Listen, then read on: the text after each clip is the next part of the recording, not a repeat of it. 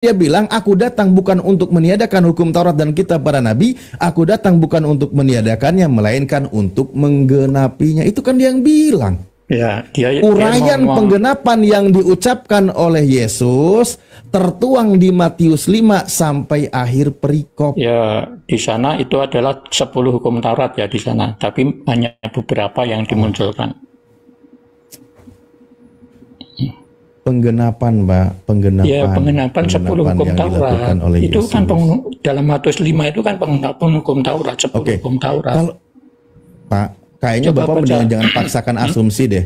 Coba di dalam 10 hukum Taurat nih, contoh ada ya. Nih contoh nih. Ada kalimat nih Yesus ya. Ini tentang kurban juga dia bahas nih. Nah, ada nggak di 10 hukum Taurat tentang kurban nih? Nih, di Matius 5 nomor 23 nih. Sebab itu, jika engkau mempersembahkan persembahan di atas mezbah, dan engkau teringat akan suatu yang ada dalam hati saudara terhadap engkau, tinggalkanlah persembahan itu di depan mezbah itu dan pergilah berdamai dahulu dengan saudaramu. Lalu kembali untuk mempersembahkan persembahan itu. Segeralah berdamai dengan lawanmu selama engkau bersama-sama dengan dia di tengah jalan, supaya lawanmu itu jangan menyerahkan engkau kepada hakim, dan hakim itu akan menyerahkan engkau kepada pembantunya. Ini tentang masalah hukum kurban pun Yesus jelaskan.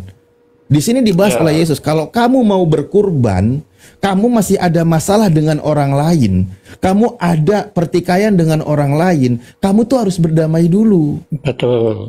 Kalau di Islam itu, sebelum Hari Raya Idul Adha, sebelum ada kurban, itu umat Islam itu bermaaf-maafan dulu setelah sholat Id.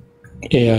Nah, ini malah umat Islam yang mengamalkan. Ya. Nah, ini ajaran Yesus. Malah di Kristen Yesusnya yang dikorbankan. Ya, sebenarnya dalam diskusi seperti ini saya dengan kamu itu sudah terlihat loh. Sudah terbaca dalam Matius 7:12. Matius 7:12 terus. Ya, karena membenarkan, kamu membenarkan, mengalihkan pembicaraan.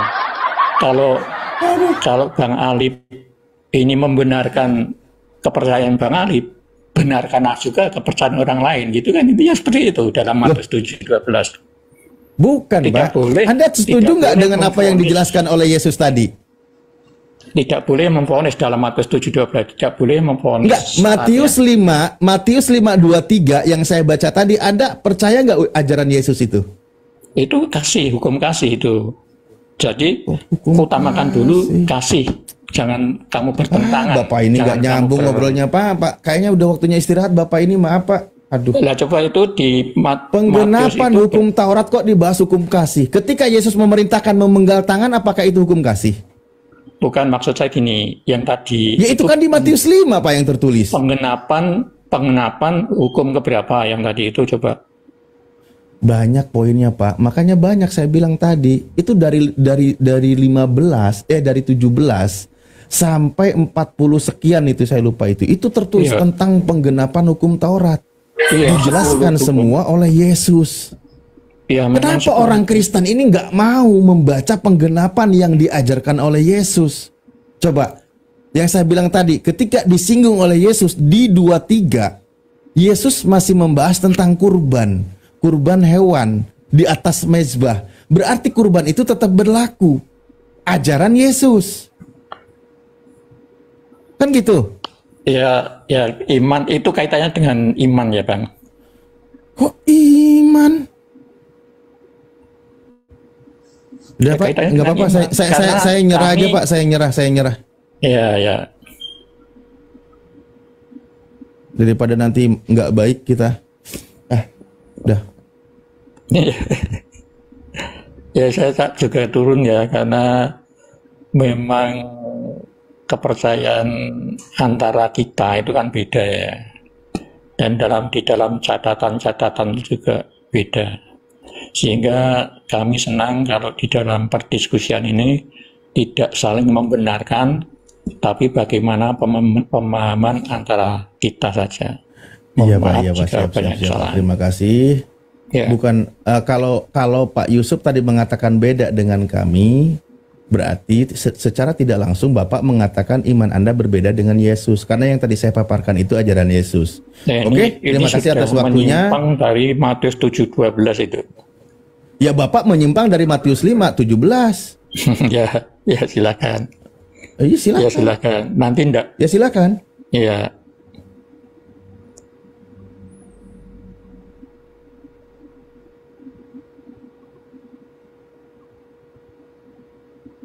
Bahas makin jauh, malah dia membela hukum Taurat tapi tidak mengamalkan hukum Taurat. Penggenapan hukum Taurat malah dia bantah terus. Aduh, malah bahas iman lagi.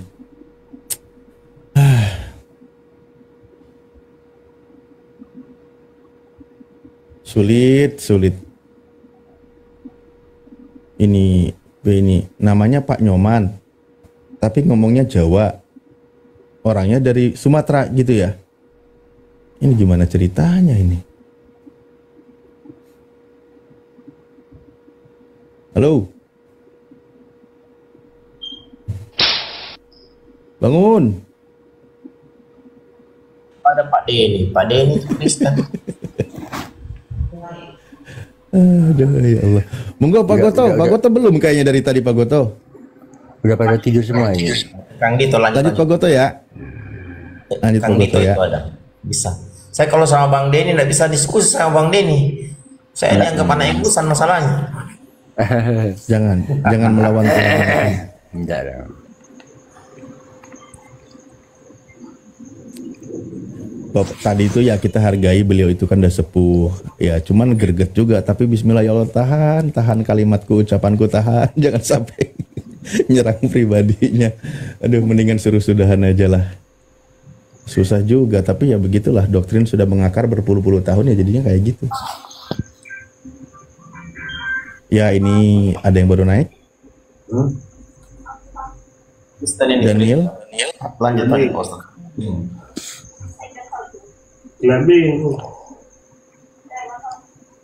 Wih. Naik komal ngobrolnya sama orang di kamar. Waduh, Mak, nggak nyambung kok ini. Pak, salam Pak. Apanya yang nggak nyambung? Nyambungin biar nyambung. Udah. Jadi kesimpulannya kamu tim Bapak atau tim iblis?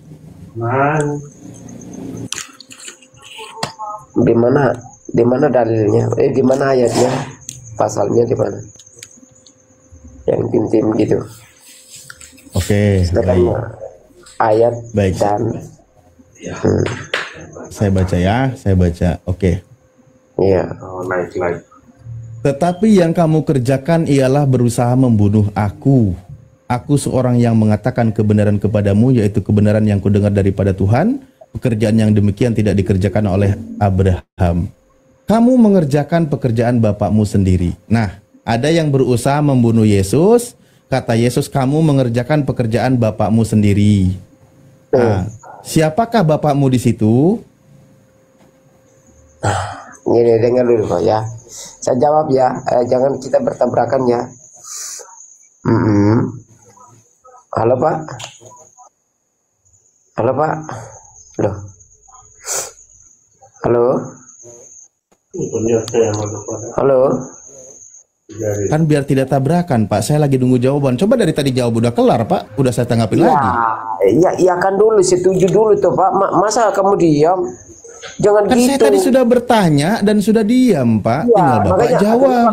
Kenapa aku larang seperti itu? Biar kita tidak tabrakan. Aku jawab kan gitu. Nah, aku tahu. Nah, itu Bapak itu karena orang yang menyakiti Yesus, yang tidak mau menerima Yesus. Maka Yesus dia berkata, iblislah bapaknya yang membunuh Yesus itu. Itulah kata-kata yang seperti itu. Ya, orang yang tidak percaya orang yang tidak percaya Tuhan Yesus. Ya. Berarti di situ berusaha membunuh Yesus itu mengikuti keinginan iblis. Iya, betul. Anda setuju di situ ya? Iya, dia ikuti. Pembunuhan terhadap Yesus itu adalah karya dari iblis, grand design iblis. Iya.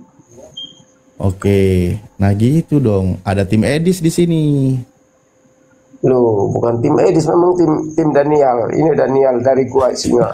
Waduh, dia bikin wageng dia. Jadi ketua Aku geng nggak baru punya, nih. aku nggak punya tim. Aku bisa mandiri. Oke. Oke. Berarti grand design dari penyaliban Yesus itu adalah iblis. Oke. Iblislah yang berjasa di dalam imannya teman Kristen, karena dengan Yesus mati di kayu salib, dosanya ditebus. Begitu? Nah, itu aja ya. Enggak, pertanyaanku apakah demikian betul?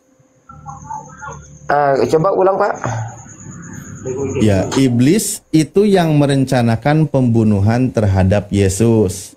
Dan kitab Anda mencatat Yesus sukses mati di kayu salib akibat dari rencana iblis tadi.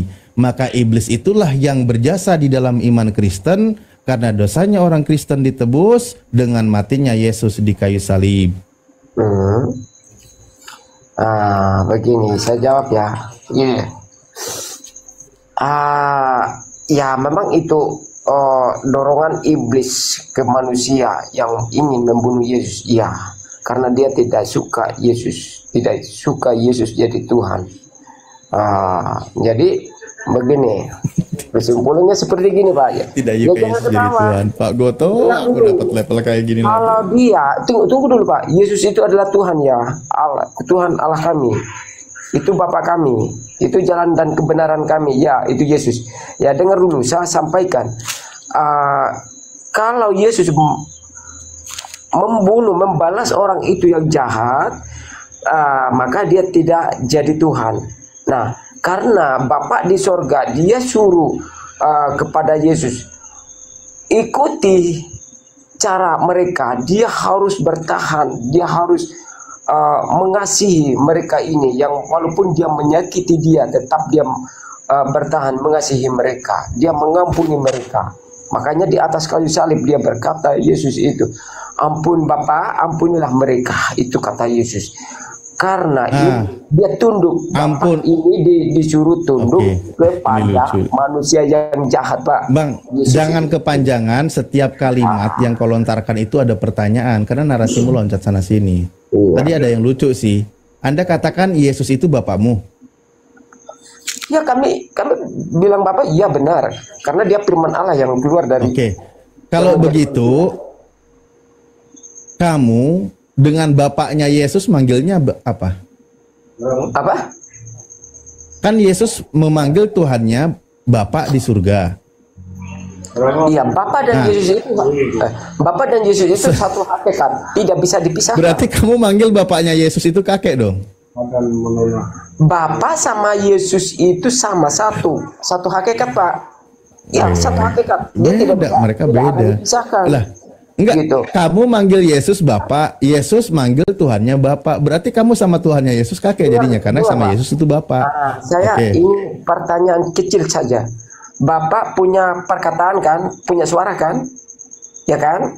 Tapi tidak bisa dipisah dari diri Bapak, dari diri Bapak ya, perkataan itu. Kan sama juga selalu seperti analogi dengan membangunkan. Allah.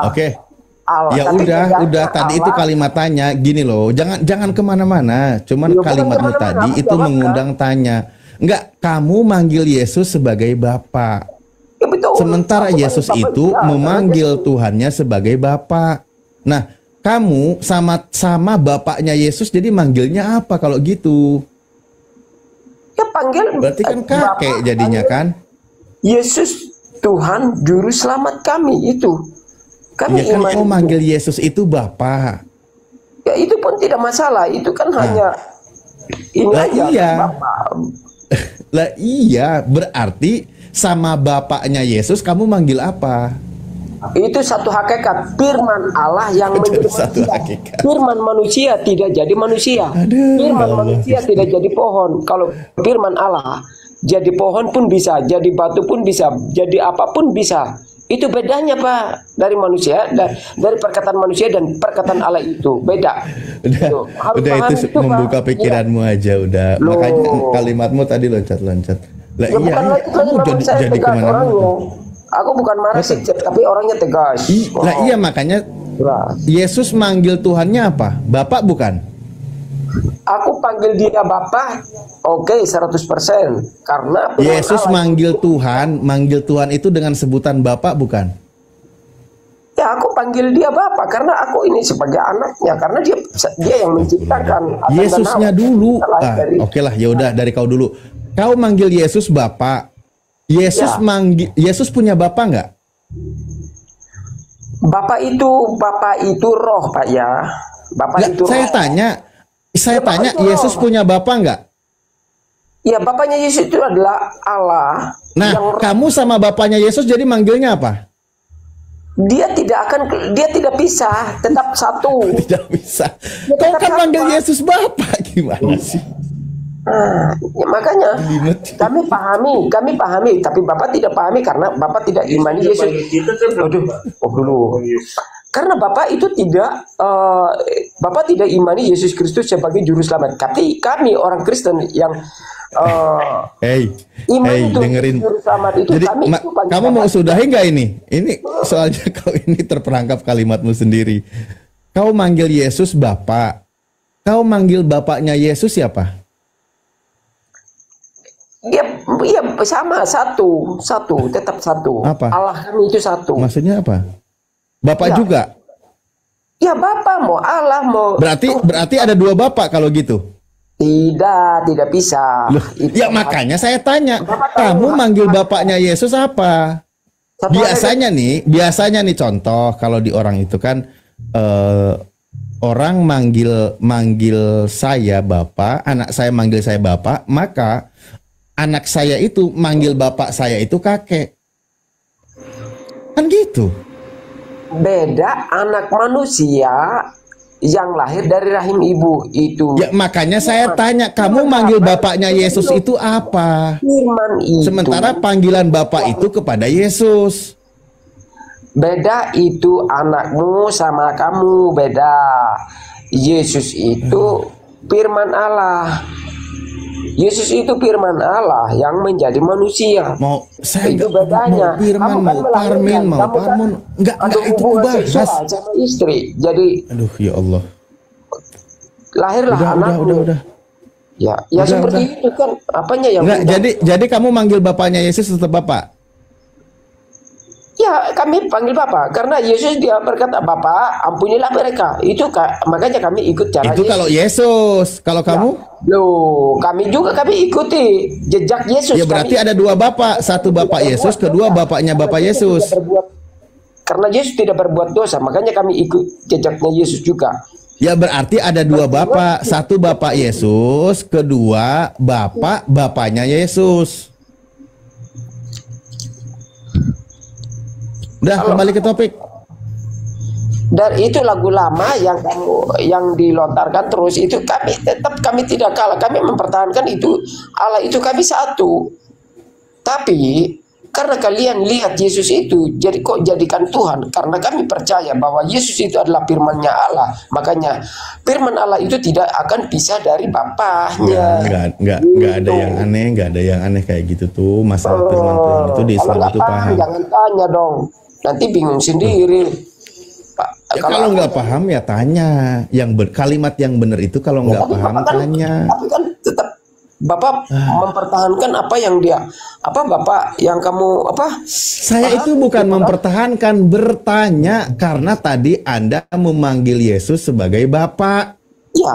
Kalau Anda panggil Yesus Bapak, lalu sama Bapaknya Yesus kau panggil apa? Itu Apa pertanyaanku. salahnya kalau aku panggil dia Bapak? Apa salahnya? Karena Ya aku itu percaya. hakmu, aku nggak ada urusan. Cuman pertanyaanku, sama Bapaknya Yesus kau panggil apa? Makanya Bapak itu tidak paham iman Kristen. Jadi Ya makanya kasih paham, kamu manggil Bapaknya Yesus itu apa? Bapaknya Yesus itu adalah Roh Allah. Kita kan bilang. Jadi kamu kalau berdoa ya roh gitu. Kami ya Bapak. Ah, Bukan ya Bapak roh. yang mana? Iya, Bapak di surga. Bapak di sorga. Ya berarti ada dua Bapak kan? Tidak, satu itu satu hakikat, tidak akan dipisahkan. Satu Pak. Bapak yang bernama Yesus, Kedua, Bapa yang roh. Ya, Bapa dengan Yesus itu ada satu hakikat, tidak bisa dipisahkan, oke? Bapa yang roh ini namanya siapa? Ya Allah. Kita bilang Ya, Tuhan. berarti bukan Yesus kan? Nah, apapun namanya. Kalau yang satu kan terindikasi tuh namanya Yesus dipanggil Apapun Bapa. namanya Yang yang satu Bapa roh, berarti ada dua Bapa. Apapun namanya itu tidak masalah bagi kami. Apapun namanya tidak Ya masalah. makanya dari Kami tadi tertuju kalau kepada tidak ada masalah Allah. dijawabnya yang cepat biar nggak repot. Kami tertuju kepada Allah Bapa, menyembah Dia dalam roh dan kebenaran. Itu. Nah, tertuju kepada Bapak yang mana? Bapak Yesus atau bapaknya Yesus? Nah, Bapak ini tidak paham. Makanya aku udah bilang berkali-kali itu satu hakikat. Tidak bisa pisah. Ya, biar gimana pun kamu kami tidak bakalan tergoyah. Iman Mau kami disudahin malah bunyi terus di sini. Aduh, ya Allah. sampai kapanpun kalian mau dipaksain itu, ada 2, ada 3, ada 10, terserah kalian. Tapi kami Roh percaya Kudus Bapak juga bukan Roh Kudus? Allah itu satu. Roh Kudus Bapak juga bukan? Mau dipanggil dia Bapak juga, ya kenapa? Ada masalah? Nggak ada bagi kami yang percaya Tuhan Yesus sebagai juru selamat. Ya udah berarti ada 3 nama Bapak di situ. Satu hakikat Pak, tidak bisa-bisa. Ada 3. Satu Bapak Yesus, kedua Bapaknya Yesus, ketiga Bapak Roh Kudus. Itu kata Bapak. Mau bilang 3, aku udah bilang kan, udah saya sampaikan. Mau bilang 3, mau bilang 10 atau 100, ya bisa-bisa kamu bilang, ya terserah Bapak. Tapi kami mempercaya bahwa Dia itu adalah hanya satu saja. Kami menyembah Allah yang satu. Tuh. Jadi Bapak itu cuma satu. Ya satu lah. Siapa namanya? Ya Allah. Bukan Yesus kan? Yesus itu anak Allah. Yesus itu anak Allah. Yang jadi manusia. Firman Allah, perkataan Allah yang menjadi manusia. Perkataan Bapa tidak jadi apa-apa. Kalau tanpa melakukan apa yang dikerjakan oleh Bapak sendiri sekarang kan, harus campur tangan. Harus Bapak kerja pakai tangan. Punya pikiran, punya hikmat. Ngelawak lagi di sini. Bukan lawak, memang itu jawabanku. Ya jadi,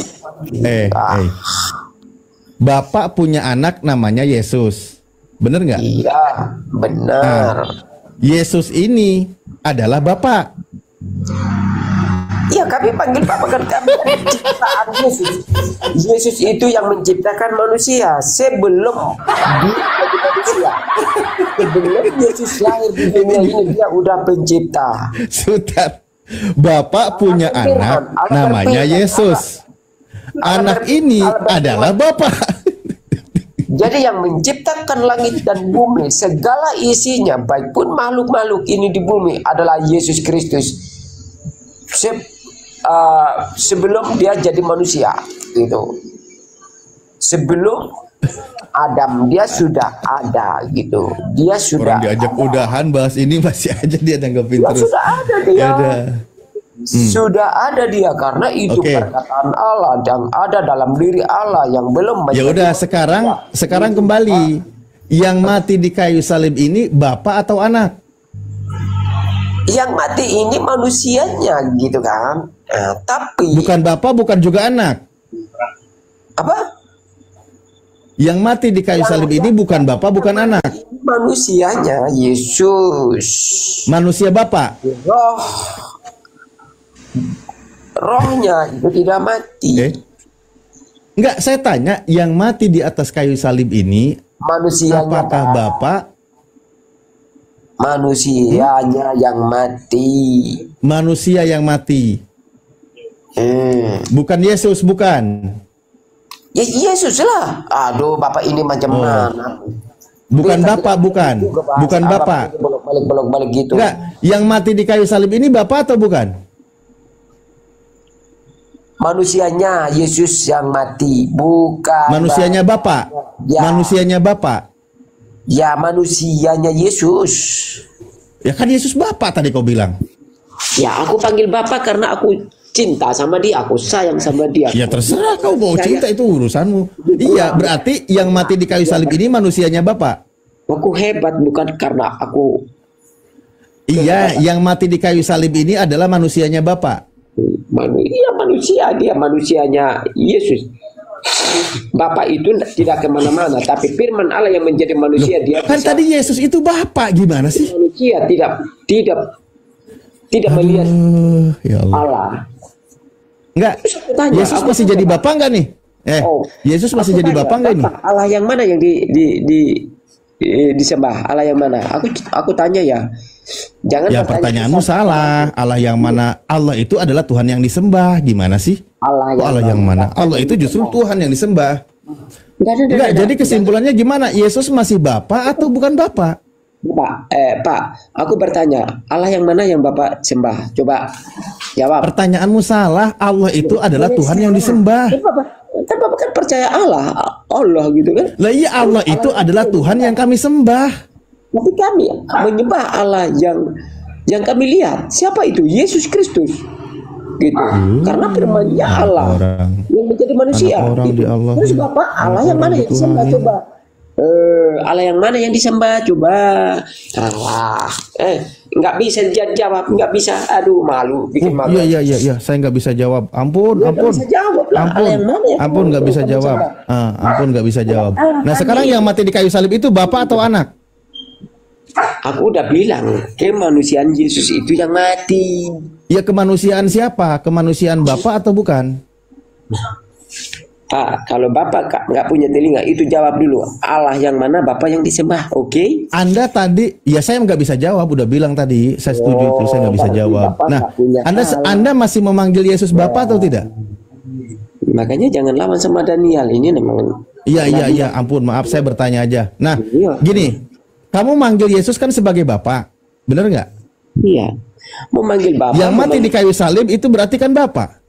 Memanggil kami Bapak, memanggil dia Tuhan, memanggil dia Yesus, itu sama semua.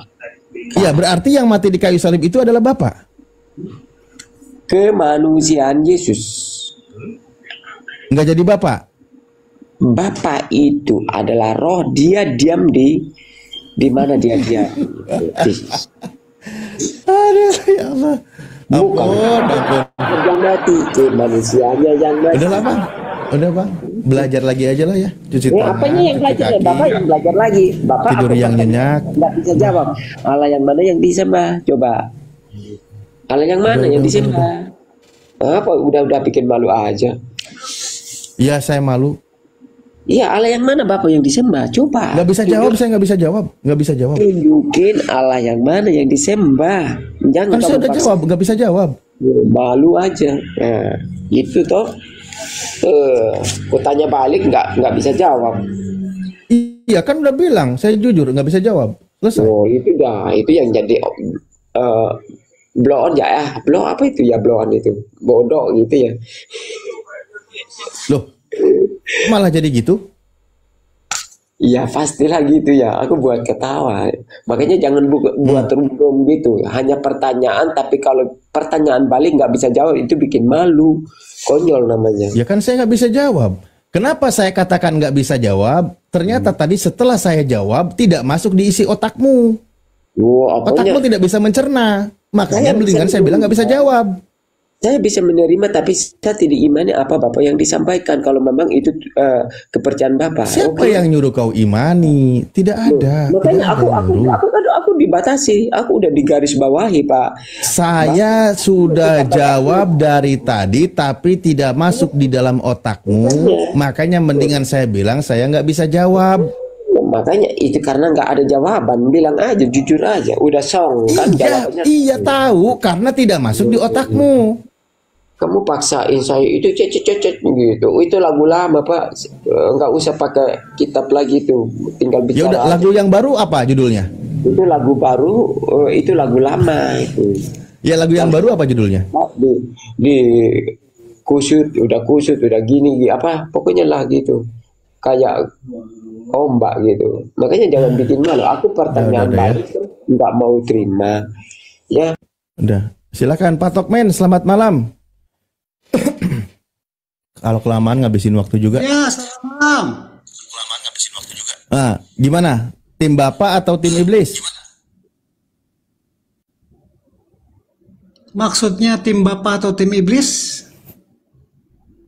Dalam hal penyaliban Yesus, kematian Yesus di atas kayu salib.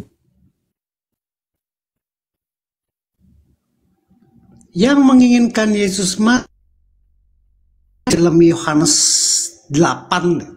Yesus berkata, ya saya lupa salah, ayatnya mau ya, tepuk tapi tangan, mau kira-kira- tepuk tangan. Jangan ketawa, pakai ketawa begitu. Kan saya bilang mau tepuk tangan, Pak. Salah pencet, udah saya ralat, pakai ganti tepuk tangan. Enggak usah langsung Begini emosi Yesus gitu. bilang nih. Hmm. Kira-kira Yesus bilang begini. Saya nggak membuka ayat. Kalau membuka ayat ya saya bisa baca. Jadi nggak usah ketawa. Engkau ingin membunuhku. Iblislah yang menjadi bapamu. Karena engkau melakukan keinginan-keinginan bapamu. Tuh. Berarti iblis yang menginginkan kematian Yesus.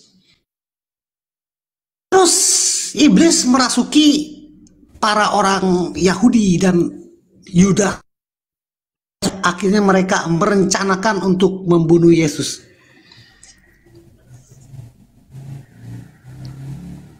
Ya terus kenapa? Oke, baik. Sesuai dengan yang tertulis dan sesuai dengan apa yang pernah disampaikan oleh si Edis, Pak Tokmen setuju bahwa yang merencanakan kematian Yesus di atas kayu salib itu adalah iblis. Iblis yang punya rencana itu. Nah, kalau itu adalah rencana iblis, berarti bukan rencana Tuhan. Karena Tuhan selalu berlawanan dengan iblis. Tuhan mengajak kebaikan, iblis mengajak keburukan, kan gitu. Clear ya? Clear ya? Oke, saya ingin jawab ya. Oh, saya ada pertanyaan ya? Saya diizinkan nggak bernarasi ini? Bang Alif Ya, jangan itu potong clear narasi barusan. saya dulu. Nggak ada yang dipotong-potong, Silakan. Pak. Dari tadi Anda bicara, saya diem. Iya, kemungkinan Bang Alif untuk memotong narasi saya itu besar sekali kemungkinannya, Bang. Jadi saya minta izin dulu. Siap gak berdiskusi dengan saya sampai saya bilang silahkan. Begitu juga sebaliknya. Ya udah kalau gitu nanti kalau saya motong berarti sudah Anda ketahui ya, Anda maklumi. Ya udah, lanjut silakan. Enggak, makanya Anda siap gak untuk tidak memotong narasi saya? Siap gak berdiskusi seperti itu? Kan Anda sudah membaca saya akan memotongnya. Ya udah, kita ikutin aja. Gimana sih? Iya, jadi karena saya bisa membaca nih, kemungkinan Lah, tadi sudah selesai. Anda sudah berdiskusi. jelaskan. Anda sudah jelaskan. Pembunuhan terhadap Yesus sehingga Yesus mati di kayu salib itu tidak lepas dari rencana iblis. Anda bawa dalil-dalilnya, sudah clear. Kan gitu. Ya toh? Nah, sekarang Setuju saya mau kan? menjawab itu, mau menjelaskan apa? itu. Oh, apalagi mau dijelaskan? Silakan coba. Itu Kang Dito kemana? Ke kamar Oke, saya mandi. sudah pernah menjelaskan ini di setiap koma, jadi saya harus menjelaskan lagi ya, saya izin nih. Karena saya udah sering menjelaskan teman-teman semua, saya akan izin menjelaskan lagi nih. Misalnya, ada seorang yang ingin membun-bun saya. Dia merencanakan pembunuhan saya ke tempat sepi, lalu mendorong saya jatuh ke dalam jurang. Niat atau keinginan orang itu yaitu menginginkan kematian saya. Tapi sang ilahi berkehendak lain. Jadi, saya hanya pingsan. Terus ketika saya sadar, saya menemukan berlian di dasar jurang. Yang dari hasil penjualan berlian itu, saya membangun sebuah perusahaan. Menjadi seorang yang kaya raya. Lalu saya menyumbang ke panti asuhan, menyumbang ke yatim piatu, membangun rumah ibadah, dan lain-lain. Yang berarti saya menjadi berkat untuk semua orang. berarti orang yang ingin membunuh saya hanya itu. Tapi pada akhirnya saya selamat dan akhirnya saya menemukan berlian yang membuat saya menjadi kaya raya dan menjadi berkat untuk banyak orang. Itu orang akan bilang begini, loh tapi tetap aja toh komentari menjadi membunuh saya. Loh kalau sang ilahi tidak mengizinkan itu, kecuali sang ilahi mengizinkan saya mati itu. Tapi kan sang ilahi tidak mengizinkan itu terjadi. Sang ilahi menyelamatkan saya. Yang akhirnya saya menemukan berlian di orang yang kaya raya dan menjadi berkat untuk banyak orang. Itu bukan jasa orang yang ingin membunuh saya. Tapi itu kehendak sang ilahi. Ya. Interupsi Pak Tokmen. Tadi yang ngedorong Bapak ke jurang itu siapa namanya, Pak? Ini sebuah analogi. Anda masa nggak mengerti seorang alif, nggak mengerti saya memberi sebuah perumpamaan? Oh, saya kayak teringat kisah Ratu Giok yang cerita anak itu hilang tiba-tiba padahal dia anak orang kaya gitu. 10 tahun kemudian dia nongol gitu, punya perusahaan besar gitu. Anda mengerti gak sih? Enggak, Bang Alif mengerti gak? Saya menjelaskan tentang ngerti saya. Ngerti saya tadi yang Bapak ceritakan, makanya saya tanya, yang ngedorong Bapak ke jurang itu siapa? Ini sebuah astaga. Anda sekalian tanya aja waktu didorong saya pakai baju apa tuh sekalian? Pakai baju apa? Nah itu tuh? betul. Sekalian aja nanya begitu. Betul. Kalau saya bilang pertanyaan bodoh, Anda terima gak tuh? Ya betul tadi. Ya, itu namanya siapa? Terus waktu didorong Bapak pakai baju apa? Nah, terus kedalaman jurangnya itu kira-kira berapa meter? Nah itu coba silakan Pak. Jurangnya itu kedalamannya berapa meter? Ya itu pertanyaan bodoh Bang Alif. Ada terima gak saya bilang pertanyaan bodoh? Bukan ada yang bodoh ya, pertanyaan yang bodoh. Masa nanya begitu? Saya kan menjelaskan antara ngerti itu gak? Jadi orang yang ingin membunuh saya. Pertanyaan yang benar itu pertanyaan orang pintar itu gimana? Pertanyaan yang pintar itu gimana? Kalau Anda pintar, Anda harusnya mengerti, nggak bertanya. Kan udah jelas kan? Lah kan Bapak punya cerita. Saya mencerna cerita Anda, lalu saya bertanya untuk kejelasannya. Itu sebuah jawaban. Ya itu sebuah jawaban. Enggak, jadi Pak Tokmen tahu nggak siapa yang ngedorong Bapak? Tahu nggak? Kalau nggak tahu ya nggak apa-apa, nggak usah dijawab, nggak usah panjang lebar sampai malah nuduh orang bodoh lah, gini nggak usah. Bukan, kalau nggak bodoh gimana? Apa namanya tuh orang yang begitu? Iya, makanya saya tanya. Kalau nggak tahu nggak apa-apa. Kalau nggak tahu nggak apa-apa, Pak. Nggak usah dipaksain. Saya tanya, yang ngedorong Bapak ke jurang tadi itu siapa namanya? Oh, ada yang mendorong saya, berarti orang. Terus kira-kira itu kedalaman jurangnya itu berapa meter gitu loh. Orang saya tanya, nggak usah emosi loh. Orang cuma nanya baik-baik. Kalau nggak ada jawaban ya nggak apa-apa, nggak usah jawab. Yang jelas mendorong Anda itu bukan monyet, bukan, nggak bisa, bukan. Oke, maaf ya, saya ini maaf. Saya juga nggak marah sih, sebel aja sebel. Ya jadi begitu ya. Ada perbedaan antara rencana orang dengan rancangan sang ilahi. Terus kalau ada orang bilang saya menjadi kaya raya karena jasa orang yang membunuh saya, itu juga disebut kedunguan. Karena sang ilahi tidak mengizinkan itu terjadi. Sang ilahi tidak mengizinkan saya. Itu berarti kehendak sang ilahi, bukan jasa orang yang ingin membunuh saya. Silakan. Yang menghendaki Yesus mati disalib siapa?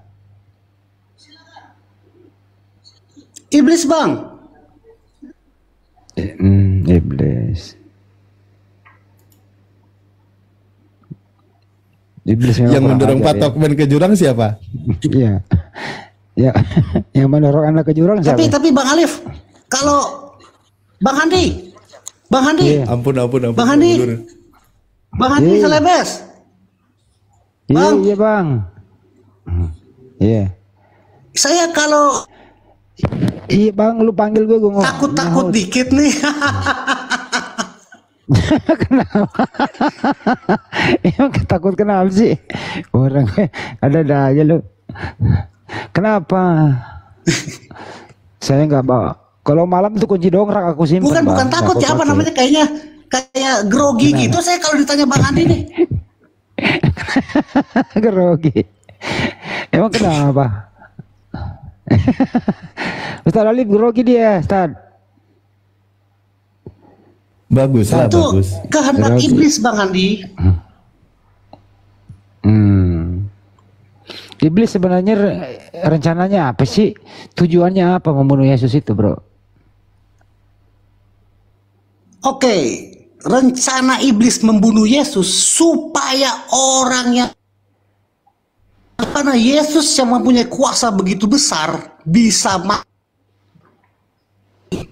Dan itu terjadi ketika Yesus mati, orang jadi tidak percaya lagi kepada Yesus. Sampai pada akhirnya ketika Yesus bangkit, baru orang percaya lagi. Jadi di kitab Kisah Para Rasul dan bro, tujuan iblis membunuh Yesus apa? Tujuannya? Iblis supaya orang tidak percaya. Contohnya, tujuan saya makan supaya kenyang, gitu ya. Nah, tujuan iblis membunuh Yesus apa?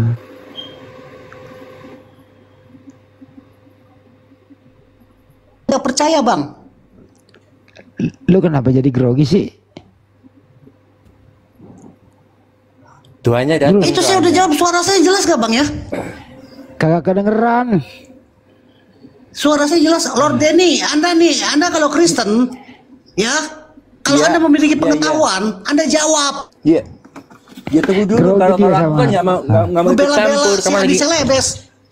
Iya, kamu lagi bukannya bela Adi selebes, bukan masalah itu. Kamu lagi ngobrol sama dia, aku nggak mau ganggu. Kecuali kalau kamu bilang, aku minta tolong aku, baru aku masuk. Tapi kalau kamu lagi enak ngobrol kita, aku nggak berani ganggu. Ini loh. Oh ya bagus kalau begitu.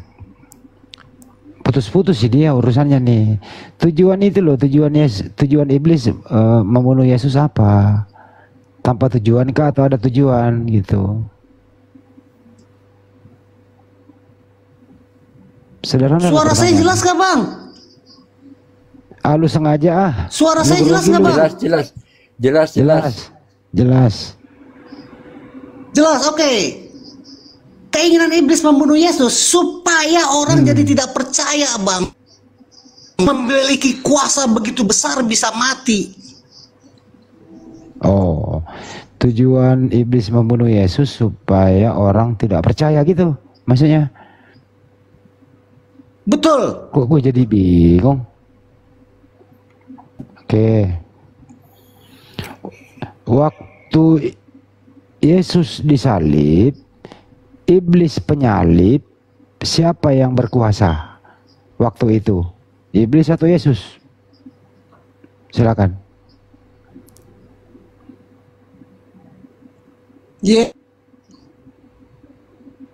Semuanya.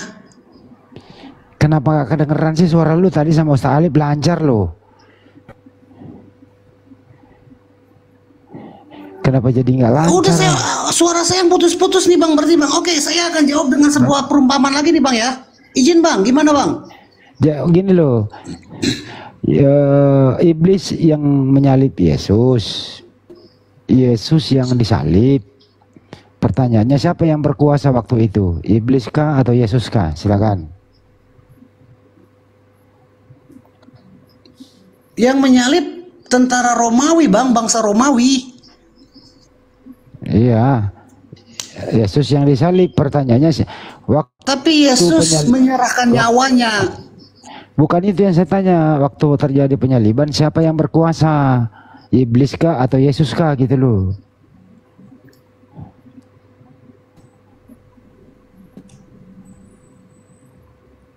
Bang Denny bantu dulu Bang Denny, kayaknya ini nggak denger nih. Bukan, saya udah jawab. Suara saya yang putus-putus apa ini? Abang nggak dengar suara saya? Nggak keluar suaranya, nggak keluar suaranya. Nggak keluar. Oh, padahal saya udah jawab. Tupus-tupus suara lu, tupus-tupus. Ini saya sedang berbicara nih Bang, ada penonton bilang saya alasan. Ini saya sedang berbicara, terdengar gak Bang? Kadang kedengeran, kadang enggak. Anu lu. Nanti saya naik lagi Bang. Lu grogi apa gua lu ah? Ya Bang, tuh saya kedengeran, saya turun dulu, nanti saya naik lagi ya Bang. Iya, berapa hari?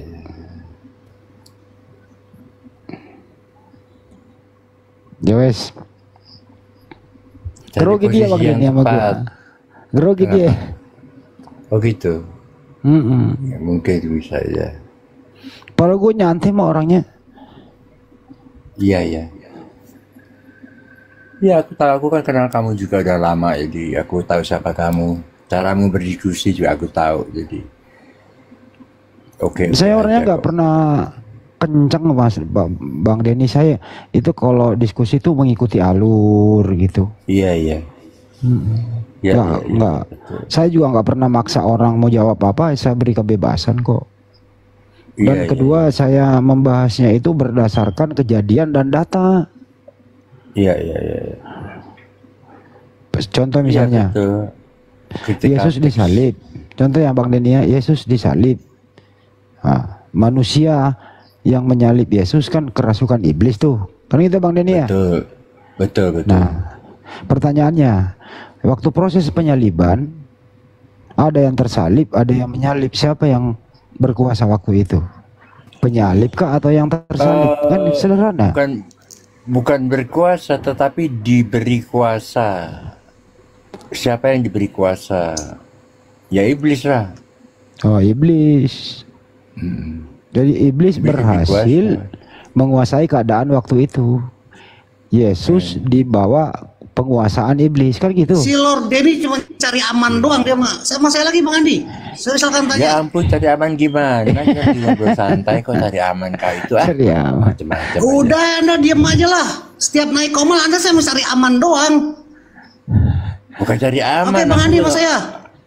Aku udah suka ribut orangnya. Sama. Coba kau ngomong lah. Debat itu mengaktifkan pikir. Debat ini saya sama Bang Andi juga berteman. Tapi ini kan lagi Ya, debat. Anda ya, harus aku ini membatalkan argumen-argumen Bang Andi Selebas yang nggak ngerti. Tunggu dulu. Dia kan nggak Aku mengerti ini Kristen. Bang Bukan Tuku iya dengarkan. aja. Bang Tuku dengarkan dulu. Aku ini bukan pendebat, aku ini pencerah. Beda.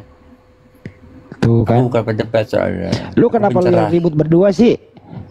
Iya, nggak tahu itu. Oke Bang Andi sama saya lagi. Ya sudah sana sekarang silakan. Ya Bang Denny ya, ngatur ini dulu aja, mengamati dulu ya Bang Denny ya. Iya. Enggak apa-apa. Apalagi di Belanda jam berapa Bang Denny? Belanda Jam 5. jam 5 sore. Komentar Indonesia jam berapa? 11 Indonesia. 2219 HP saya kan tuh ada 2219. 2019. Saya di Burundi ini jam 5 pagi nih. Belum tidur saya dari semalam nih, Burundi. Oh gitu Bang, ya. Oh, ya udah Abang tidur aja. Tanggung belum. Habis sholat subuh baru tidur, dikit lagi.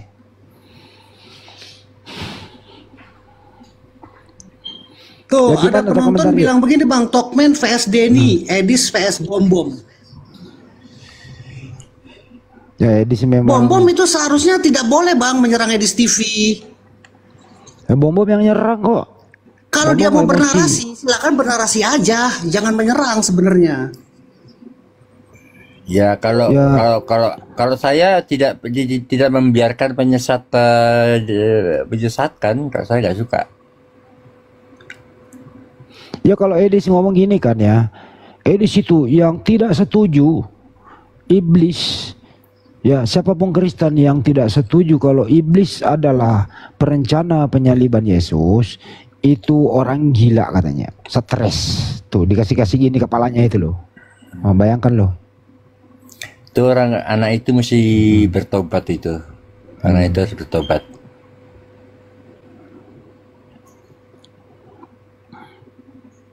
Oke, berarti begini aja Bang Andi. Saya sama Lord Denny aja Bang Andi. Gimana? Ya kau megang apa? Sama Kristennya ngapain? Enggak biar lurus lah. Enggak apa-apa biar lurus Bang Denny. Tuh komentari yang merencana penyaliban Yesus menurut kamu siapa? Yang berencana itu Bang, alih-alih imam-imam. Tunggu ya, saya buka dalilnya ya. Enggak, sebut aja dulu. Tuhan kah atau iblis? Orang-orang Yahudi. Oh, berarti iblis itu mah.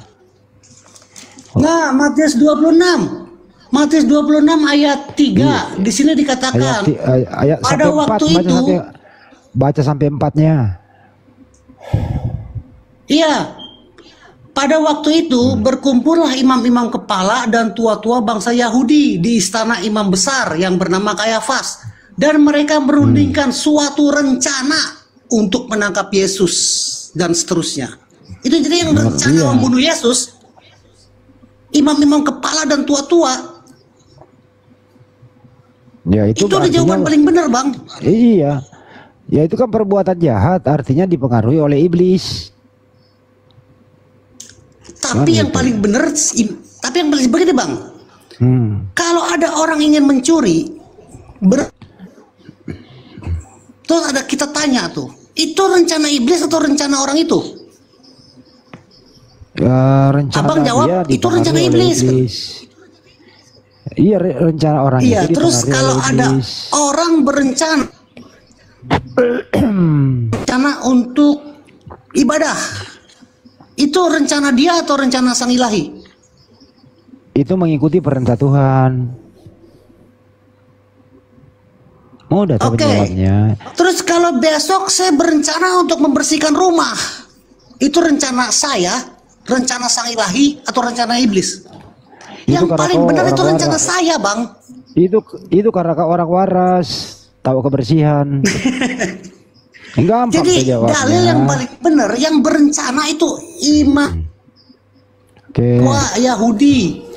Coba kau mereka baca yang berencana menangkap Yesus.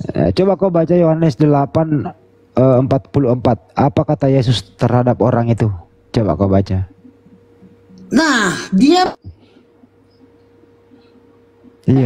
itu iblis. Karena ketika ada orang, iblislah yang menjadi bapamu. Karena orang engkau yang ingin melakukan keinginan-keinginan. Menurut Yesus, yang ingin membunuh dia disebut iblis. Menurut Yesus. Jadi pembunuh Yesus, perencana pembunuh Yesus, iblis menurut Yesus. Paham nggak sih sampai sini? Gitu aja kok repot. Ya nggak Bang Denny? Saya paham Bang Andi, saya paham. Tapi yang benar nih ya, kata-kata yang benar nih ya. Iblis menginginkan kematian Yesus. Lalu iblis sehingga orang-orang Yahudi itu berencana untuk membunuh Yesus. Iya, menurut Yesus yang ingin membunuh dia itu adalah iblis. Jadi orang-orang yang saya bilang begitu dari awal. Iya, orang-orang yang berencana ingin membunuhnya, menurut Yesus mereka itu iblis. Setuju apa setuju? Iya sama aja Bang. Iblis menginginkan kematian Yesus. Ya udah. Oleh karena itu iblis merasuki Yudas dan merasuki orang-orang sehingga berarti kau berencana untuk membunuh Yesus. Berarti kau sependapat dengan Edis. Edis juga ngomong kayak gitu kayak emang dalilnya begitu gimana sih Bang? Nah, sekarang giliran Bang Denny. Bang Denny, ternyata tokoh komentar ini sependapat dengan Edis. Iblis lah yang menjadi perencana gitu. Harus bertobat ya, harus bertobat. Nah, lo harus bertobat lu. Bentar nih, lu harus bertobat, kata Pak Denny. dia nggak ngejawab apa, dia main-main langsung bertobatnya. Saya baca ayat Di sini Yesus sendiri yang bilang, Bertobat lu. iblislah yang menjadi bapamu. Kalau karena engkau menginginkan keinginan bapamu. Yesus sendiri yang bilang, si Denny suruh saya bertobat. Kalau kamu Kan kacau juga otaknya tuh si Denny. Kamu belain si penyesat itu, nanti rantai ditaruh di lehermu, kamu dibuang ke laut. Itu Nih, saya udah bilang sama Handi Selebes tuh, sama Bang Handi saya udah bilang, Bang Denny, saya sudah bilang sama Bang Handi Selebes waktu kapan kemarin, pilih bener dia atau bom-bom, tapi dia milih saya. Ya udah lu bertobat kata Denny, Pak Denny kata Pak Denny lu bertobat. Lo Edis kan sesuai dalil, saya juga sesuai dalil kan. Yesus bilang, iblis yang menginginkan kematian dia. Dalilnya si penyesat Edis itu nggak pasti, itu kira-kira ayatnya begitu, nggak ada. Kan bener nggak? Menurut Bang Denny. Oke, pelan-pelan ya Bang Denny, pelan-pelan. Kalau aku punya ayat yang asli, ayat yang tepat ini tak jelaskan ya. Kisah Para Rasul 2:23, aku udah hafal isinya. Yesus yang kamu serahkan itu oleh karena rencana dan pengetahuan Allah dengan bantuan orang jahat, maka kaki dan tangannya dipaku gitu. Itu aja udah jelas sekali itu aja. Rencana Allah untuk disalibkan, dipaku tangannya. Udah jelas. Nggak usah muter-muter. Untuk komentari jadi Pak Denny rencana Bapak. Bang Handi, Bang Handi, jadi semuanya mengadu ke Bang Handi. Bang Handi begini Bang Handi. Yesus bilang begitu. Gue dan itu akhirnya iblis merasuki. Bukan Romo ya. Iya Bang Handi. Bang Handi kan penengah lah. Ya, jadi penengah deh. Dalilnya udah jelas. Bilang kalau yang menginginkan kematiannya itu adalah iblis. Akhirnya iblis merasuki orang-orang yang ingin membunuh Yesus. Akhirnya orang-orang itu berencana untuk membunuh Yesus. Tapi pada hakikatnya adalah atas seizin Sang Ilahi. Tapi iblis nggak tahu kalau Yesus adalah kehendak Sang Ilahi. Bang Tuku, yang jadi masalah, iblis nggak tahu kalau si iblis maunya membunuh aja. Tetapi iblis nggak tahu kalau Yesus itu mau disalib. Kalau kan tahu kan karya salib itu kan supaya orang masuk ke dalam surga. Nah kalau itu salib itu rencana iblis, berarti iblis itu pengen semua orang masuk ke dalam surga. Itu nggak masuk akal. Tadi saya sudah jelaskan tuh tentang perumpamaan orang yang mendorong saya jatuh ke jurang. Saya jatuh ke jurang tidak menginginkan saya selamat. Untuk banyak orang itu tidak menginginkan itu. Yang diinginkan orang itu kematian saya. Nanti ditanya Ustaz Alif, siapa yang dorong kamu ke jurang? Si Denny-nya nggak ngerti-ngerti Bang. Justru Pak Denny, kalau pada akhirnya saya selamat, itu kehendak Sang Ilahi, rancangan Sang, bukan jasa si pembunuh. Ya orang yang mendorong saya. Bang Denny, kalau rencananya iblis, pertanyaannya siapa yang dorong toh komentar ke jurang? Itu dia. Sekarang gini, kalau penyaliban itu kehendak iblis, ya nggak masuk akal orang. Oleh karena penyaliban itulah maka makan banyak orang masuk ke dalam surga. Jadi nggak mungkin iblis biar disalib supaya banyak orang masuk ke dalam surga. Nggak mungkin iblis. Iblis mau kita semua masuk ke dalam neraka, bukannya ke surga. Gara-gara salib banyak orang masuk ke surga. Masa dia menghendaki itu? Enggak lah. Iya, keinginan iblis Yesus itu mati. Dan iya, keinginan kalau bilang keinginan Sang boleh. Ilahi tunggu dulu bang. Tapi Sang Ilahi membangkitkan Yesus dan membuat rancangan keselamatan tuh. Itu rancangan keselamatan berbeda dengan berbeda dengan orang yang mendorong saya jatuh ke jurang, itu menginginkan kematian saya. Tapi kalau pada akhirnya saya menjadi kaya raya dan menjadi berkat untuk semua orang hidup saya, itu rancangan Sang Ilahi. Mengerti itu gak sih?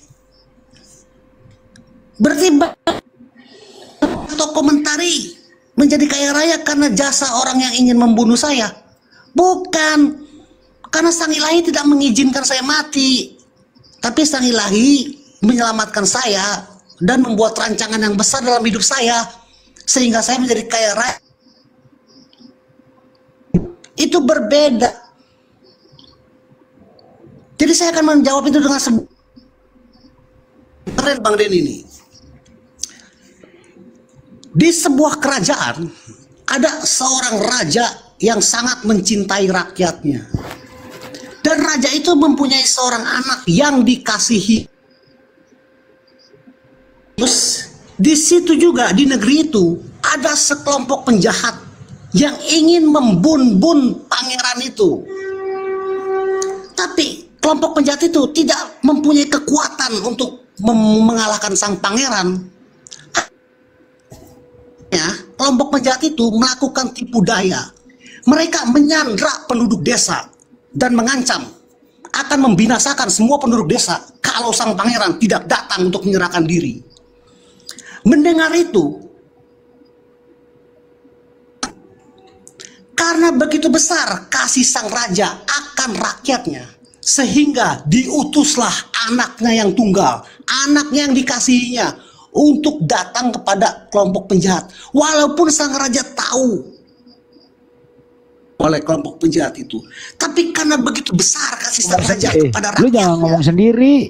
Tunggu dulu Bang Andi, ini nggak nyampe jadinya nih. Belum di ujung nggak sampai di poinnya Bang. Abang potong. Kepanjangan. Jadi tercerahkan nih Bang. Semakin panjang semakin nggak cerah. Kalau mau mencerahkan itu bahasa sederhana yang mudah dimengerti, itu the point. Tanggung Bang, tanggung ini ini semua iya mengerti deh Bang. Terserah akhirnya lu. sang raja mengutus anaknya yang tunggal, anaknya yang dikasihi Bang, untuk menyerahkan diri. Karena nun jauh di sana ada penduduk desa yang disandra, yang akan diserahkan diri. Akhirnya sang pangeran, walaupun dia seorang anak, tapi dia taat sebagai hamba sampai mati. Dia taat sampai mati. Dan sang anak berkata, daripadaku, udahlah, tapi bukan kehendakku, melainkan kehendakmu ya Bapak. Akhirnya itu sang kehendak anak Bapak taat kepada sang bapak. Itu kehendak Bapak juga. Tunggu dulu Bang. Lu bilang tadi Dia kehendak sang iblis, anak, itu sang kehendak pangeran. Bapak. Tunggu Tadi dulu ini Bang. gimana sih? Nanti poinnya semua terjawab Bang. Ya nggak tahu dia ngomong apa Tunggu dulu Bang. Kepanjangan. Pura-pura si Denny emang pura-pura masih ada jadi orang nggak ngerti ini ah. Ya udah Dipotong-potong sih. terusin aja. Justru jawabannya ini Bang. Akhirnya sang anak datang tuh untuk penjahat itu. Engkau ingin membunuhku. Iblislah yang menjadi bapamu. Karena engkau melakukan keinginan-keinginan bapamu. Padahal sang anak bisa membinasakan kelompok penjahat itu Bang. Karena nun jauh di sana ada penduduk desa yang akan dibinasakan kalau sang anak Udah melawan. cukup lah. Akhirnya sang anak menyerahkan nyawanya demi menyelamatkan banyak orang. Dari peristiwa ini ada polemik, kacau pikirannya. Dia bilang anaknya itu polemikus yang dungu Bang. Kalau seorang yang bijaksana akan bilang, karena begitu besar kasih sang raja akan rakyatnya, sehingga diutuslah anaknya yang tunggal. Lu kepanjangan. Udah dulu gantian. Ada polemikus dungu juga akan bilang begini. Waduh. Polemikus dungu anak bunuh diri. Itu benar sang pangeran bunuh diri. Itu adalah Udah polemikus cukup dulu gantian. Yang sama Pak bijaksana Denny. adalah sang pangeran datang menyerahkan nyawanya Pangeran lagi. untuk menyelamatkan banyak orang. Cinta Yesus selamanya. Jadi gini Pak, atau komentari. Badai Daniel, silih lu jangan nyanyi, hei, jangan nyanyi. Kalau begitu, yes, menurut kamu atau komentari, iblis itu berjasa atau tidak?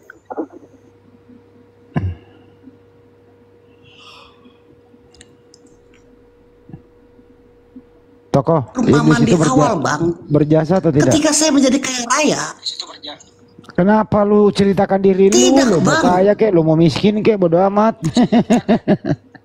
Kenapa diri lu pamer di sini, lu kayak ucup juga lu. enggak, perumpamaan saya. Oke, ini kan disiarkan di channel YouTube Bang Handi ya. Untuk penonton kan ada nonton YouTube Bang Handi, ulang-ulang tuh narasi saya tuh sampai kalian mengerti. Kalau sekali begini mungkin nggak ngerti. Lord Denny, you tonton YouTube Handi Celebes, kamu ulang-ulang tuh narasi saya, biar ngerti.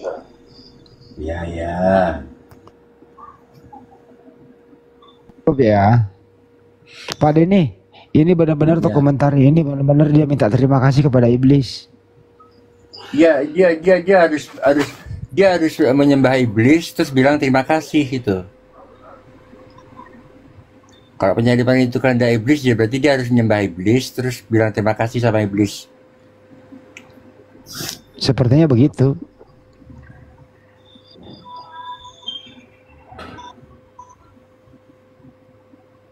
Ya kalau ya Edis emang begitu sih, dia harus minta terima kasih kepada iblis. Pada ini orang yang minta terima kasih kepada iblis, apakah dia iblis? Ya termasuk golongannya. Kalau dia udah menyembah iblis, dia golongannya. 11-12 ya. Iya, dia masuk ke situ. Apa, Tapi Pak? ada juga. Kenapa Daniel? Kenapa? Kalau lu megang mana Nil? Siapa yang berencana membunuh Yesus? Bapak kah atau iblis? Aku sih bertanya-tanya. Ini ayat-ayat ini bertentangan gitu kan ya. Dari ini tadi kan aku simak di bawah itu kisah para rasul disebut oleh Bapak siapa tadi? Pak Denny. Terus yang di Matius terus kok bertentangan ya? Ya Terus itu dia. Berarti Bapak ini seperti kita ini dibuatin seperti karet gelang ya, tarik lepas gitu ya. Bukannya bertentangan. Mereka bawa data, tetapi datanya itu nggak ada hubungannya, kosong gitu. Kalau kan datanya jelas. Atas oleh kehendak Tuhan Allah dengan bantuan orang jahat, Yesus disalibkan, itu kan jelas sekali. Ya, ada kata-kata rencananya, ada kata-kata salibnya, ada kata dibantu orang jahatnya. Itu ayatku yang aku bawa itu begitu. Jadi ayatku tuh kokoh sekali, kuat sekali. Jadi Daniel, menurut Pak Denny, itu rencana Bapak di surga menyalibkan Yesus, tapi melibatkan iblis sebagai pelaku pembunuhnya. Gitu Daniel. Betul. Kalau pelakunya memang iblis, tapi perencana, kalau kita bicara tentang perencana, ya Bapak. Ibarat kata proyek gitu ya, Bapak ini pimpro, iblis sebagai pelaksana. Aku gitu paham, ya, Pak. Aku paham sih, cuman dalam pikiran saya ini ya selama ini beberapa waktu itu memang aku nonton tapi nggak ikut waktu live itu si Edis itu, tapi dia ini sama siapa namanya Pak Bom ya. Iya, aku nonton itu videonya. Aku cari juga setengah mati, tapi ternyata ini jawabannya di kisah para rasul tadi disampaikan oleh Bapak ini juga, Pak. Kok makanya pasal 2 23 ditulis kisah para rasul pasal 2 ayat 23. Kisah para rasul. Ya supaya kamu bisa menjawab orang lain kalau aku nggak ada. Bisa kamu pakai itu ayatnya itu. Iya. Kisah 2:23 menurut Pak Denny. Menurut Edis, Yohanes Kisah para Rasul ada 2 terus apa Pak? Kalau Edis Yohanes 8:44. Ya tapi di situ nggak, di situ aku udah hafal ayatnya. Itu di situ nggak ada kata-kata rencana dan penyalipan, itu nggak ada. Matius Yang 26 nomor yang jadi pertanyaan kan siapa perencana penyaliban? Kalau kamu bawa data, di data itu harus ada rencananya, kata-kata Matius rencana 26, harus kalau ada, rencana. kata-kata salib juga harus ada. Kalau Kata salib rencana, harus ada. Matius Kata rencana 2 harus ada. Matius 26 nomor Matius 26 nomor Matius, Yohanes itu ada juga Pak. Jadi ini tiga-tiganya kan Biar aku ajarin sini, tak ajarin sini. Kasih aku ayatnya biar aku bongkar di sini. Kasih tak jelaskan ya. Aku udah kasih tahu kok. Sekarang aku tahu. Matius 26 nomor 3 sampai nomor 4. Sebentar. Sebentar ya. Matius 26 Terus nomor 3 sampai nomor 4. 3 sampai 4 KJP. Sebentar ya, tak jelasin ya. Ayatnya mereka bawa ya. Sebentar. 3, 4. Ini itu ada rencana. Sebentar. Dan Exodus 3 sampai 5 ya. Terserah. 3 sampai 5 kan? Sebentar, Boleh. 3 sampai 4 doang sih masalahnya di situ. Oh, 3 sampai 4 ya, sebentar. Aku pegang 3 sampai 4 ya kalau gitu. 3 dan 4. Nanti aku terjemahkan, nanti aku terangkan ya, Setelah aku terjemahkan, aku baca dulu. Nanti aku terangkan. Maka berkumpullah imam-imam, kepala ahli-ahli Taurat dan tua-tua bangsa Yahudi di istana imam besar yang bernama Kayafas. Mereka berunding untuk menangkap Yesus dengan tubuh misruhat dan membunuh dia. Nah ini yang jadi masalah. Di sini tidak ada kata-kata salib, yang ada kata-kata membunuh. Nah membunuh itu nanti bisa juga disalib benar, bisa digantung, bisa dirajam. Itu mereka belum tahu saat itu hukuman apa yang Yesus akan terima. Jadi di sini di kedua ayat ini tidak ada kata-kata rencana atau kata-kata rencana dan kata-kata iblis dan kata-kata salib itu nggak ada di ayat ini. Itu udah goyah itu. Di sini cuma menerangkan dan membunuh dia. Jadi rencana mereka itu cuma mau membunuh dia. Tetapi di sini tidak ada kata-kata salibnya, karena mereka sendiri belum tahu mau diapakan Yesus ini nanti. Mau dirajam, apa digantung, apa disalib gitu. Markus 14 nomor 1 coba badannya. Ya, sebentar. Baca Matius 27. Ntar dulu. Sebentar. Markus 14 nomor 1. 14 ayat 1. Markus 14 nomor 1. Iya, sebentar ya. Ntar dulu toko.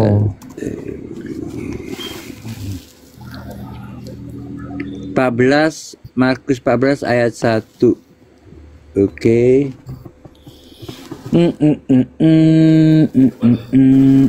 Ada apa dah?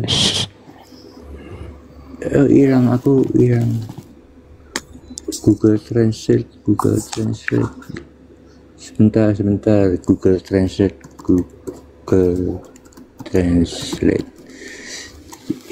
Indonesia. Oke. Bentar, bahasa Belanda lagi, bahasa Indonesia. Ini 2 hari lagi akan dirayakan Paskah dan hari raya roti yang tidak beragi.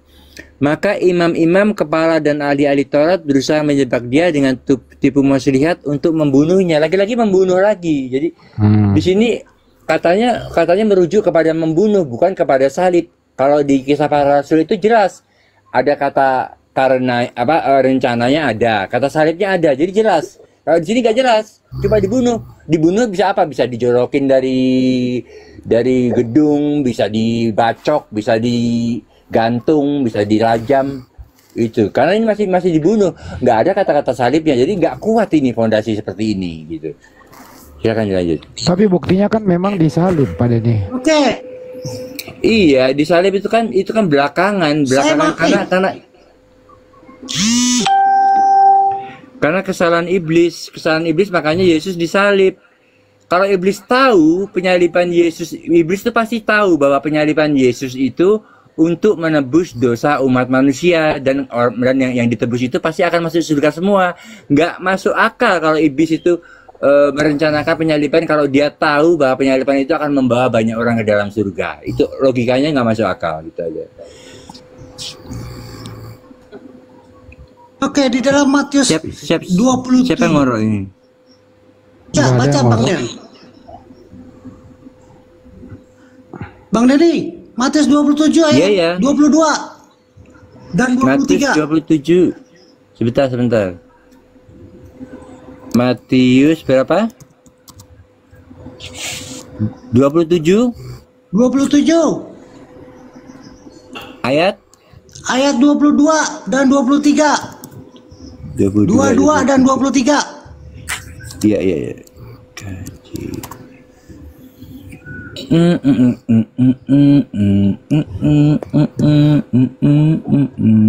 Dua 23 aku terjemahkan. Bentar ya. Pilatus berkata kepada mereka, jika begitu engkau akan harus dengan Yesus, semua berseru kepadanya, ya harus disalibkan. Lalu kata wali negeri itu, kejahatan apakah yang telah dilakukan? Akan tetapi mereka makin keras berteriak, ya harus disalibkan. Jadi penggunaan kata-kata penyaliban di sini itu dipikirkan mereka pada saat itu. Tapi kalau kita berbicara tentang rencana itu bisa 3000 tahun yang lalu. Jadi dia imam besar memerintahkan untuk disalibkan, itu mereka tahunya pada saat itu, masa itu. Tetapi kalau kita bicara tentang rencana, nah rencana Tuhan itu kekal. Jadi Tuhan ini, penyaliban ini sudah direncanakan sejak kejadian gitu. Sebelum imam-imam besar berteriak-teriak disalibkan, itu sudah dinubuatkan di kitab Kejadian itu. Udah Bang Den? Udah. Saya ya? Oke, ini sekarang tentang nubuat dan tentang kehendak Sang Ilahi. Saya sudah katakan, kematian Yesus itu keinginan ingin membunuhnya sehingga berencana untuk membunuhnya. Tapi segala sesuatu yang terjadi pada hakikatnya itu atas seizin Sang Ilahi. Segala sesuatu yang terjadi pada hakikatnya adalah kehendak Sang Ilahi. Makanya udah ada jawaban. Cuman siapa yang ingin membunuh Yesus? Udah jelas itu Bapak, udah benar kok, itu memang. Daniel, diam Daniel. Bapak jangan dipaksain. Iya, tunggu dulu, saya akan ke situ. Rasul itu kan kuncinya udah dikunci. Saya udah bilang Kisah para Rasul itu jawaban yang paling tepat kacau si Daniel kunci. Iya, betul Pak, aku percaya itu Pak. Saya baru paham. Iya, sekarang saya mau terusin supaya kalau kamu percaya aku ya, kamu nggak perlu bertobat. Bapak jangan. Sekarang tentang pertobatan, tentang membuat ya, pertobatan lagi. Kuncinya. Sekarang saya mau ngomong, Daniel, you diem dulu. Ini kan tentang perbedaan pendapat nih antara Edis dan Bom. Ini kan saya akan meluruskan maksud Edis TV. Pikiran Edis TV itu saya akan menjelaskan di sini. Edis TV itu percaya seperti yang kalian percaya. Jadi tentang nubuat, misalnya saya seorang yang berkuasa ya. Ingat nih, saya ini seorang yang berkuasa. Saya bernubuat, merancang kehidupan Daniel. Misalnya saya seorang yang berkuasa nih, atau misalnya Tuhan yang Maha Kuasa lah merancang kehidupan Daniel. La ilaha illallah. Sebelumnya Sang Ilahi bernubuat. Kalau Daniel, udah Denny aja lah. Misalnya Sang Ilahi merancang kehidupan si Denny, Bang Denny. Kalau Bang Denny ini akan menjadi orang yang besar, orang kaya raya. Itu rancangan Sang Ilahi. Dan sebelumnya Sang Ilahi menubuatkan seperti ini. kalau Lord Denny akan dihinakan, lalu Lord Denny akan ditinggikan. Itu nubuatnya begitu doang kira-kira tuh. Akhirnya Sang Ilahi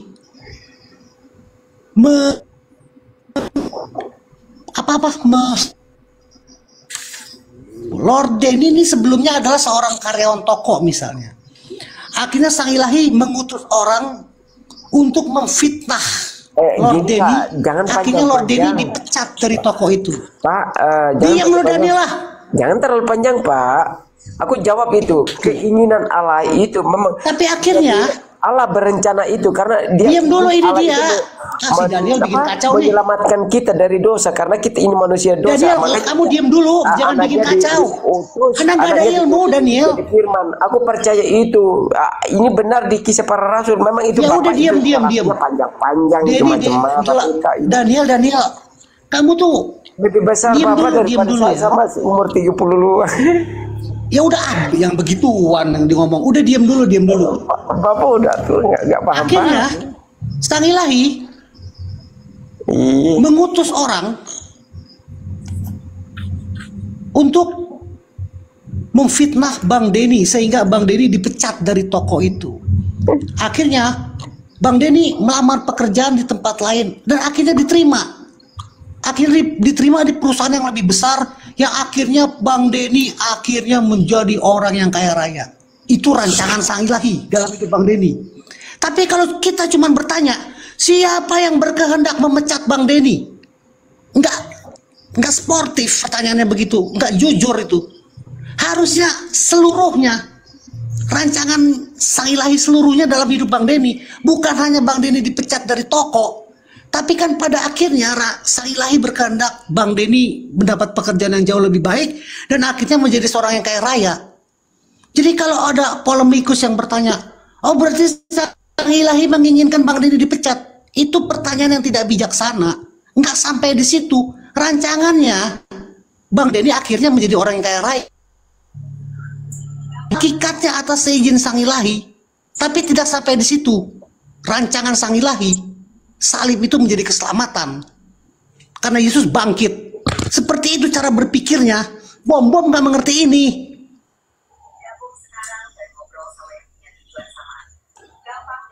Bapak panjang sekali narasinya, padahal udah titik di situ. Tadi saya paham banget. Saya bersyukur bahwa ada Bapak ini yang menyampaikan. Terus aku cari memang, oh di sini ya. Aku beberapa hari ini aku salah, saya minta ampun sama Tuhan, Tuhan Yesus, karena saya percaya Tuhan Yesus. Ya, saya minta ampun lagi karena saya pikir titiklah memang bukan iblis yang merancangkan, tapi rancangan-rancangan itu memang dari Bapa. Maka Bapa itu firman-Nya diutus menjadi manusia untuk ingin menyelamatkan manusia seperti itu, Pak. Jadi ya saya salah beberapa minggu ini. Aku paham melihat ini fit-fitinya si ini Edis sama itu. Nah, gitu Pak. Tapi bukan saya percaya Edis, enggak. Cuma aku memikirkan sendiri.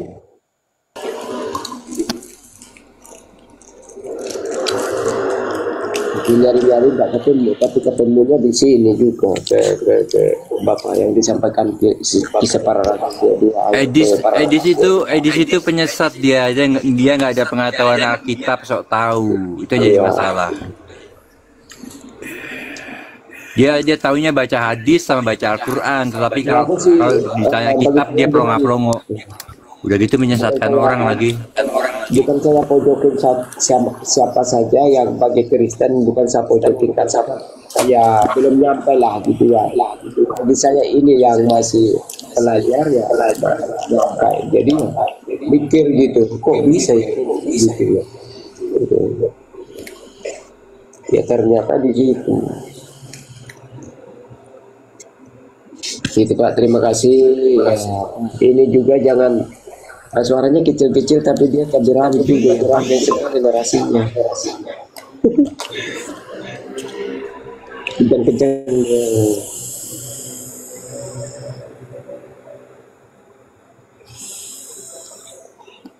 Jadi kalian sedang membahas pertanyaannya Edis ya? Bukannya Sibuk memperjuangkan statement Edis gitu? enggak gitu Pak, enggak gitu. Memang Edis aja masuk neraka kok. cuman melihatnya saja. Tapi Edis itu adalah guru palsu yang menolak nabi-nabi Tuhan. tidak seperti Kalau yang sebelumnya enggak sih, tapi kita harus ingin belajar firman dalam Alkitab juga kami mencari yang gitu cari gimana itu udah gitu. pelajaran anak SD, ke pelajaran orang ketika masih SMA, ngapain ditanya-tanya? Itu mulu yang ditanya. Pertanyaan yang nggak penting.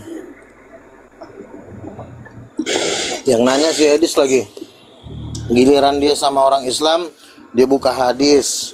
Giliran dia sama orang Kristen, dia sok-sok sibuk mengutak-atik Alkitab. Orang gila.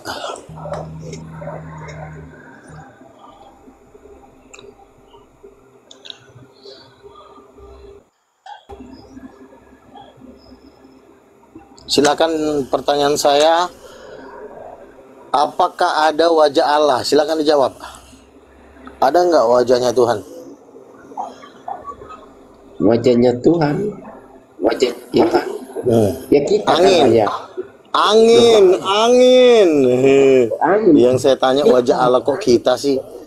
Kita kan Wajah Tuhan yang saya tanya, bukan wajah kau. Kok wajah kau pula kau? Wajah kita Tuhan seperti apa? dengan Allah. Kita bersuara. Serupa dengan Allah. Betul, serius loh. Serius. Ya, rupa itu kan kita kan gambar Allah, gambarnya Allah. Sama kan gitu. Kita berarti Allah itu ada wajah laki-laki dong berarti di Allah. Dan kita lihatnya berarti di dalam Yesus. Kita lihat Yesus juga. Berarti gitu ya. berarti iya Allah Bapa yang saya tanya. Berarti Allah Bapa itu wajahnya laki-laki, betul? Yes, karena tidak ada begini. Jangan ya.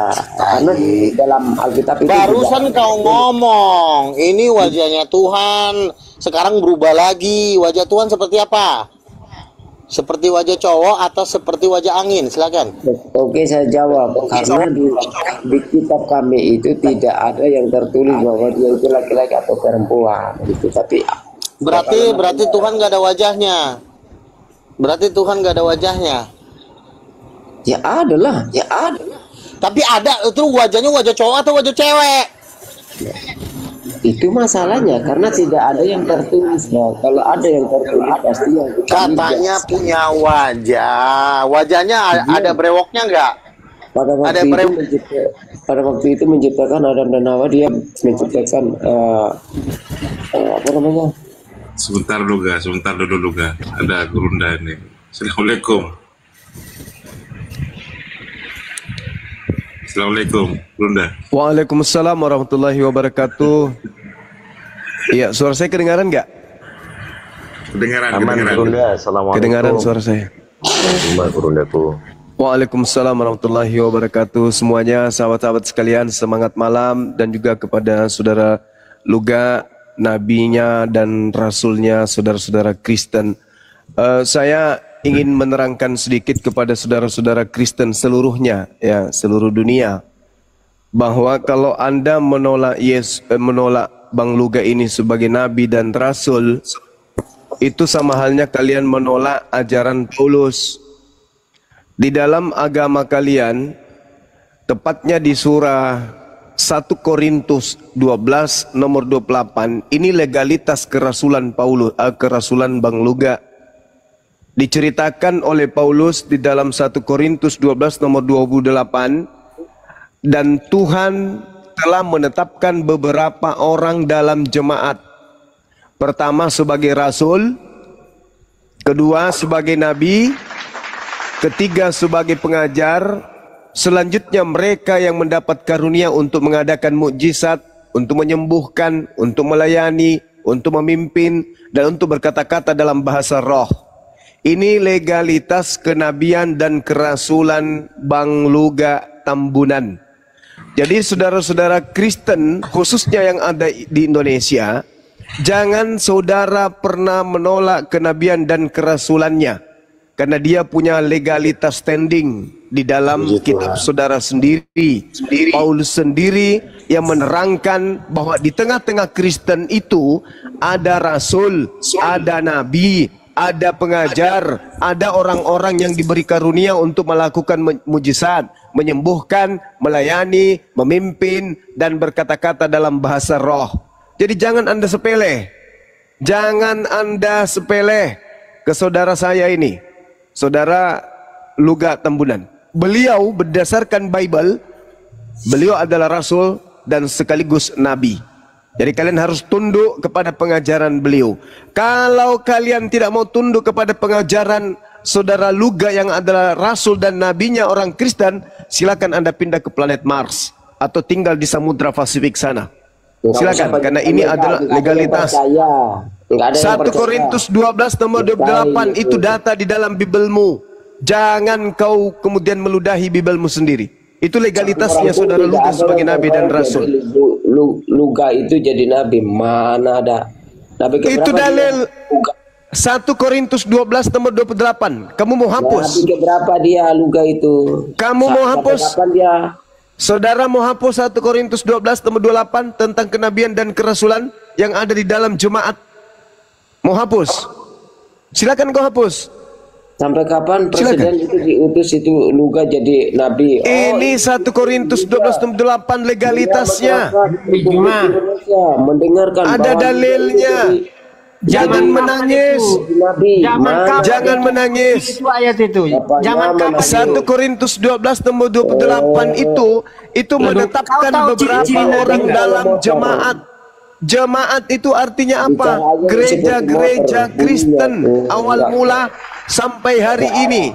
Pertama sebagai rasul, kedua sebagai nabi, ketiga sebagai pengajar, dan dia adalah orang yang diberi karunia untuk mengadakan mujizat, untuk menyembuhkan, untuk melayani, untuk memimpin, berkata-kata dalam bahasa roh.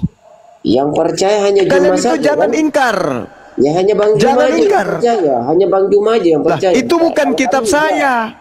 Ya, kenapa Anda yang menolak? Saya hanya mengarahkan, saya memberi petunjuk kenabian saudara Luga Tambunan, kerasulan saudara Luga Tambunan memiliki legalitas validasi yang murni berasal dari 1 Korintus 12:8. Kalian mau tolak, kalian menjadi orang-orang durhaka. Jangan sampai Bang Luga mengutuk, kalian jadi batu tawas. Paham? Jangan sampai Bang Luga murka, kalian semua biji sakarnya pindah di jidat sampai kalian malu keluar rumah. Paham? Katamu. Itu kitab yang ada di dalam yang kau genggam itu. Saya takut jangan sampai Luga murka, kalian dikutuk, lubang anus kalian tertutup selama setahun. Mampus kalian. Ya itu yang saya akan katakan.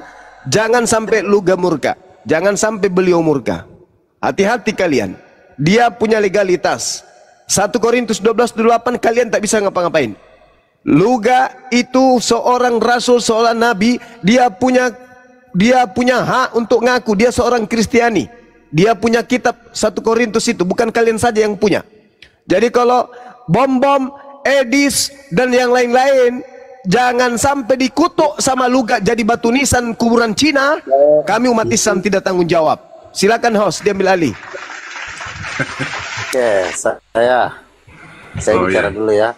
Tolong di-mute semua, tolong di-mute semuanya.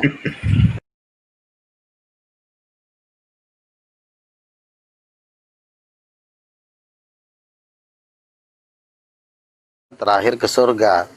Ku bilang kemarin kita baru dapat penglihatan. Emang kenapa? Saya bilang, Bang, saya mimpi Bang. Gitu loh. Mimpi apa? Saya bilang. Jadi di dalam mimpi itu saya melihat Bang Luga duduk di atas tahta kerajaan dan malaikat menyediakan teh buat Bang Luga, katanya gitu.